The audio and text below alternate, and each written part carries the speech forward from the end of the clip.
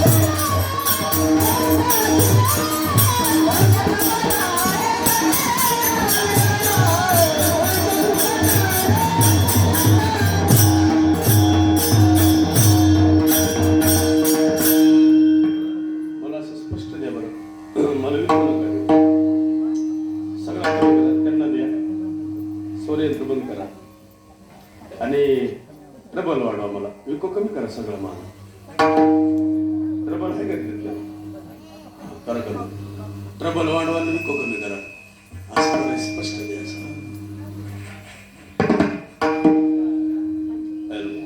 थोडं कमी करा सगळं आवाज एकदम जजमेंट आहे कमी करा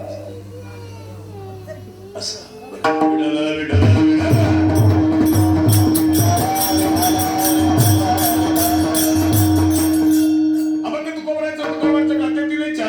सगळ्यांच्या पाठातलं काही माणसं म्हणतील मग महाराजाला मधलंच कडवं पाठ नव्हतं का सोडविना बंधू आता कधी कधी मधले कडवे हे जोडलेले असते काही काही वेळेस पहा तुम्ही बंधू सोडविना पाठीची बहीण शिजेची कामीन असं कशाला म्हणतील तू कोबर आहे हे नाहीच आहे फक्त लोकांनी जोडलेलं आहे विडाला विडाला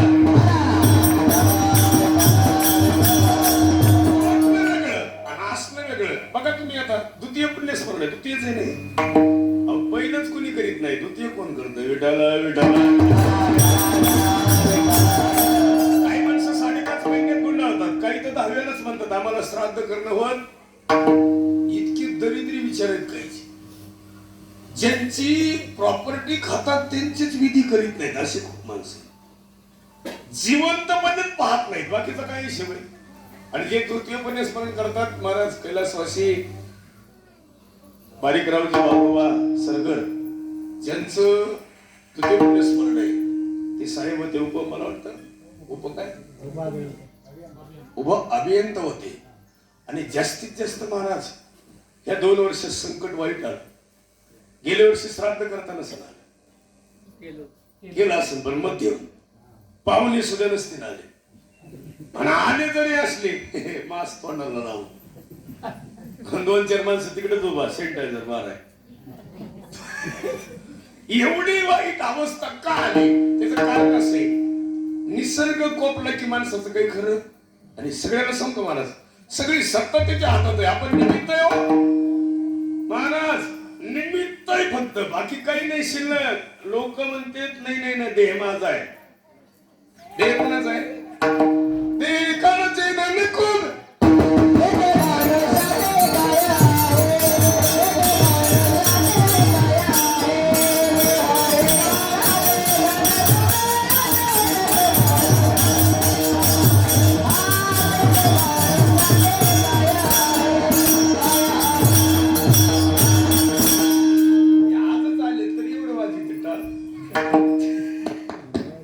काय चाललेत खरे काल तरी हे बघा असं पाहिजे वय एवढं आहे इतकं खास कार्ट आहे त्याला एखादा माईक द्यायला पाहिजे होता आता माईक नाहीच सिस्टीम आले भाऊ ती कंच कंपनीचं स्टँड आहे त्याला कोणी बांधली लोक काय फुकट आपल्याला धनगर म्हणतात का? आमचं इतिहास तुमचं इतिहास म्हणलं इकडले पाहुणे जरा बरे असतील बा. इकडले फक्त पाहुणे पोरगी आणूस तर स्टँडर्ड आहे. आणि मला एवढी बाया भेटे इथे इकडले माझे जेवढे कीर्तन झाले तेवढे ओळखी झाल्यात. मग लोक काय म्हणल्या एखादी पोरगी आहे का? मला आमच्याकडे मात्र आहे बा. काय चुलीत घालायची का? सगळीकडे मुलीच तुझ्याकडे मुली देणे पण चांगलं का? मुलींना सुख आहे महाराज इकडे. मला हे सगळे आलेले सुखीच आहे सगळे. तुम्ही ह्या गावचे का आलेले? मुलीच फक्त ह्या गावच्या सगळ्या बाकीच्या हा सुख ह्या गावची कधीच होऊ शकत.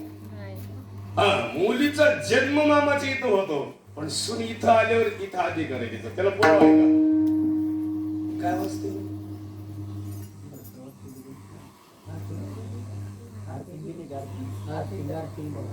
एखादं बटन बघा विडाला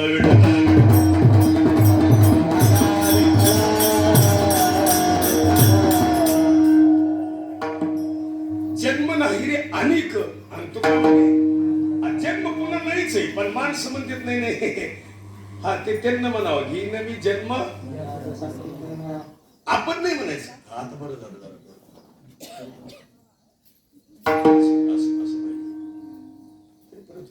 घी नवी जन्म. मग जन्म घ्यायचा पण कशासाठी? जगाच्या कल्याणा संतांची विभूती ध्येय कष्टविती. साधं चौंडी गाव इथं आई केवढी एवढी एवढी मुलगी सरदाराच्या घोड्याच्या पुढे आडवी झाली. थांबा पुढे जाऊ. काय पुढं? पुढं मोठी दरी आहे. ज्या मुलीनं म्हणावं याला तर मुली काय सक्रांतिकारक फुकट झाल्या. शंभूराजे आले होते हंबीर मामाच्या घरी आणि हंबीर मामाची मुलगी ताराबाई एवढी एवढी चिमुकली आणि तिने एक कागद आणून शंभूराजाच्या हातात दिला. आणि हे कागद आम्हाला अमक्या सरदारांना आणून दिलाय. सरदार होता तो आनाजी पंत.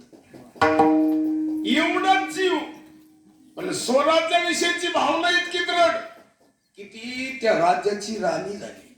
ताराबाई राज्याची राणी होणं वेगळं. इतकी लहानपणापासून आसक्ती पाहिजे. आता तुम्ही आपल्या कुळामध्ये क्रांतिकारक एकच स्त्री जन्माला आली अहिल्यादेवी होळकर.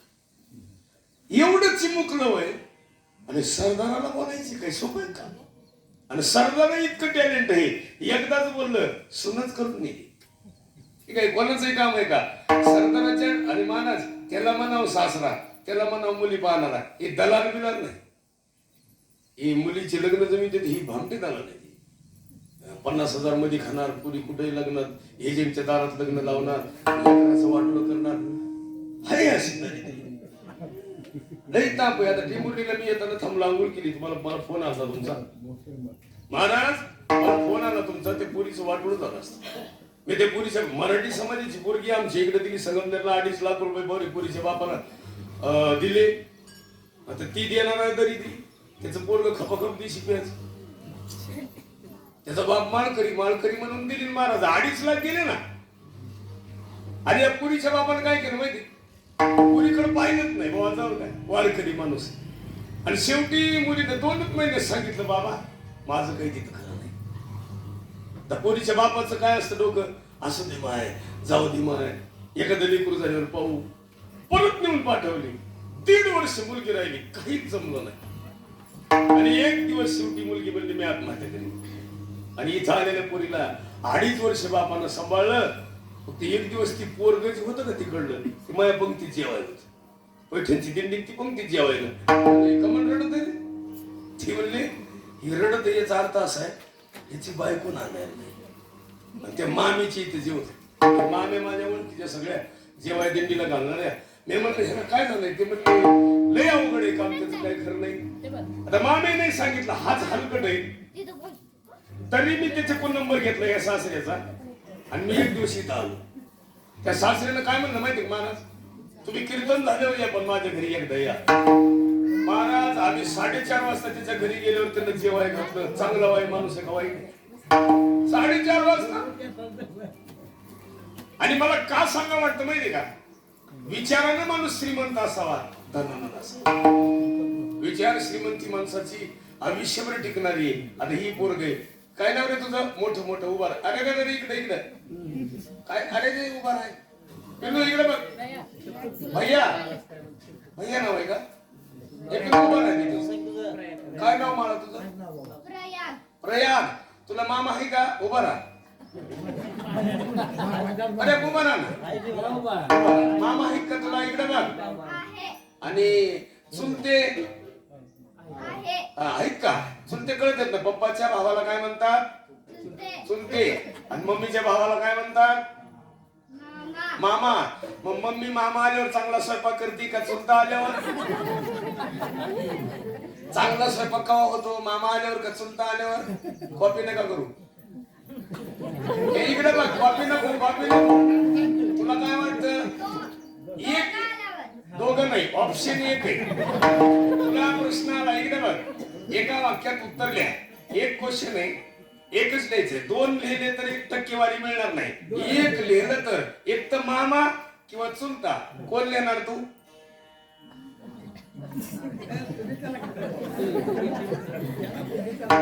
इकडे बघ, एक लिहायचं. मम्मी मामा आल्यावर चांगला स्वयंपाक करते का चुलता आल्यावर?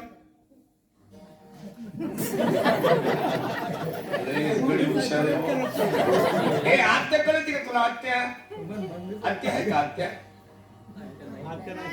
आत्या नाहीये. आजी आहे ना? आजी. हा. तुमचं गाव हे का मामाचं गाव आहे? हे मामाचं. तुमचं गाव कुठे आहे? तुमचं गाव कोणतं? तुम्ही कोणत्या गाव? मोरूची. जवळच आहे. तिकडे बघ, मोरूचीला आजी आहे का? आहे ना. आणि इथं आहे ना. पण इथली आजी आल्यावर मग मी चांगला स्वयंपाक करते का तिथली आजी आल्यावर?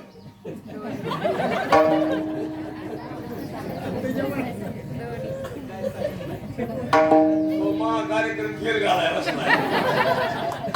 लई कलाकार गडी. बिगो, तुला पैसे हे आजी जास्त देते का ते आजी?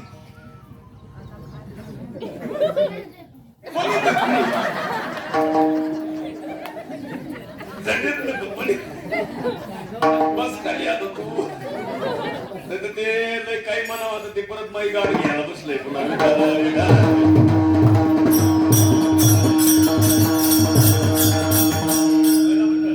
तुम्हाला एकच सासू आहे.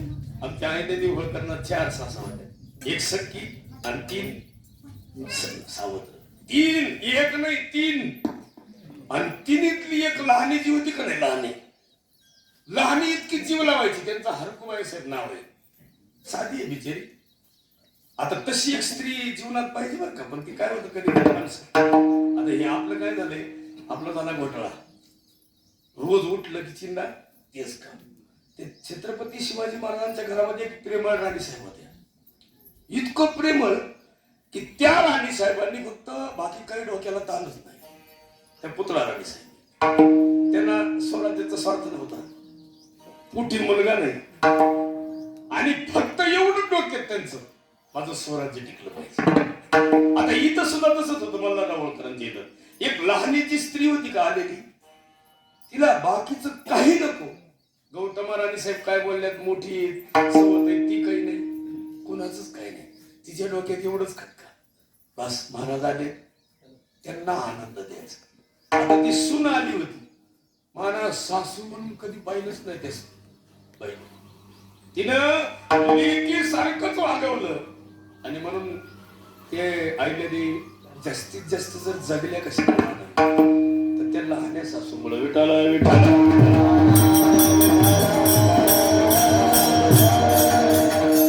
आता तुम्ही सगळे एक मन बोलवता. सांगा बरं, तुमच्यापैकी बसलेले पैकी अशी रोज कोण सून आहे की रोज सासूला अंघोळ घालते? कोण आहे? बारशीवाली काय आहे इथं?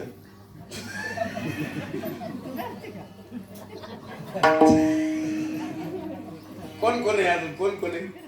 सगळ्या इकडे येत आहे. बरं असू द्या. बरं कधी घालता तुम्ही अंघोळ? म्हातारी आंघोळीला काढले.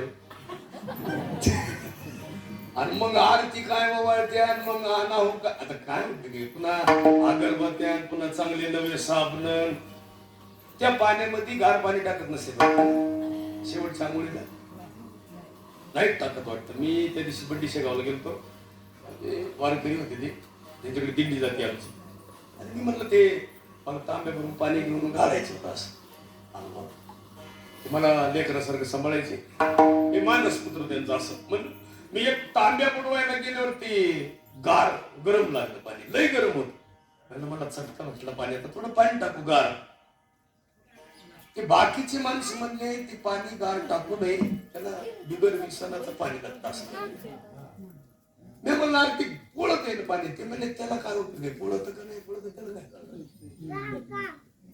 त्याला कळत नाही म्हणलं रे बाबा पण मला पोळत आहे ना त्याच्यासाठी नका टाकू पण माझ्यासाठी आणि मग मी ते एक पाणी टाकलं तेव्हा ते जरा भरपूर झालं आणि हातालाही चटकी बसणार. आता आहे का शरीरामध्ये जीव आहे तोपर्यंत बरं आहे जीवच गेला काय उपयोग आहे त्या शरीराचा